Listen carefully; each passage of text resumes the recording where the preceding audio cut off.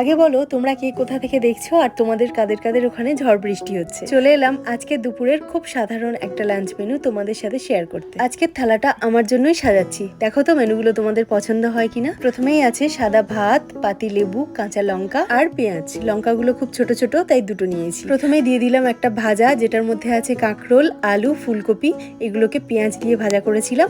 আর করেছি মাছের ডিমের বড়া। মাছের ডিমের বড়াটার মধ্যে কিন্তু পেঁয়াজ রসুন কিচ্ছু দিইনি। একটু লবণ, হলুদ গুঁড়ো, লঙ্কার গুঁড়ো, জিরে ধনের গুঁড়ো আর একটু চালের গুঁড়ো, বেসন দিয়ে মাছের ডিমটাকে বড়া করে নিয়েছি। এইভাবে পেঁয়াজ রসুন ছাড়া মাছের ডিমের বড়া কিন্তু বেশ ভালো লাগে। সাথে করেছিলাম পুঁই শাক, মাছের মাথা, পাঁচমিশালি সবজি দিয়ে ছ্যাঁচড়া। এটার মধ্যে ছিল রাঙা আলু, আলু, কুমড়ো, বিনস, বেগুন।